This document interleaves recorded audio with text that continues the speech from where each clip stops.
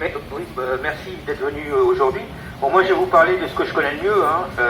En fait, il s'agit tout simplement de ce qu'on appelait ça il y a encore quelques années, les services techniques et commerciaux de la Réunion des musées nationaux, où en fait, sur les sites EPA, les sites accueillants, eh bien, on se retrouve dans ce qu'on appelle une problématique de dumping social, c'est-à-dire que le moins-disant social, c'est-à-dire que maintenant les salariés ne sont plus protégés, ne peuvent plus se prétendre protégés par leur contrat de travail, puisque tous les 6 ans, ce sont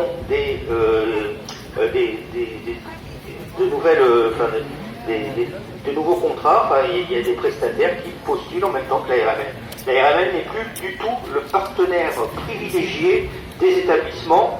Elle est simplement un peu comme les prestataires de ménage, etc.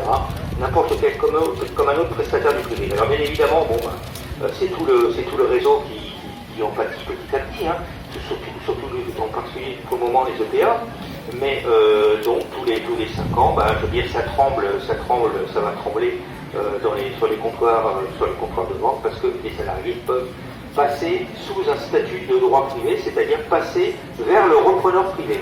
Alors, bien évidemment, le Code du travail les protège simplement que sur 15 mois, c'est-à-dire qu'à l'issue des 15 mois, le repreneur peut virer ces salariés-là.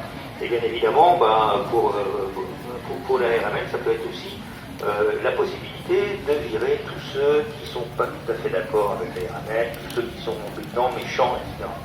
Donc voilà, alors là-dessus, nous, on n'a pas laissé ça comme ça, parce qu'on considère que dès lors qu'il y a une charte sociale, dès lors qu'on est capable de signer une charte sociale avec les organisations syndicales, on est tenu aussi d'assurer le service après-vente social des salariés de la Réunion des musées nationaux qui sont en poste depuis des années et qui servent les populations et qui servent aussi dans la diffusion culturelle de services publics et aussi dans l'expertise qu'ils peuvent avoir dans les librairies quand ils vous conseillent un bouquin, parce que ce sont de vrais métiers, ce sont des métiers libraires, ce sont des métiers de magasinier, ce sont des métiers de chef de comptoir.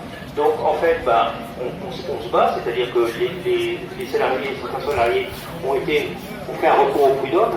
Le syndicat national s'est mis en lieu et place avec ses salariés pour faire un recours auprès de la RMN. Bon, la fait actuellement en contentieux, donc on n'a pas été jusqu'au bout de cette aventure, mais c'est quand même un peu pervers, et de la part de la RMN et de la part de la tutelle, que de considérer que la loi de transfert s'applique sur ces salariés, puisque la loi, ce qu'elle dit tout simplement, elle dit que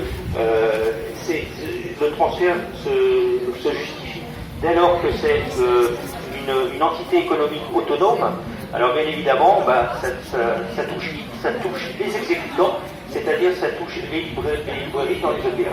Alors cela dit aussi, on a aussi d'autres informations sur ce qu'on appelle aussi des visites-conférences, le service des visites-conférences à la RMN, qui à terme aussi pourraient être touchés par ce dumping social. Alors bien évidemment, on prend ce qui est le moins cher, plus exactement, on prend ceux qui sont les plus attractifs dans les renouvellements de concessions.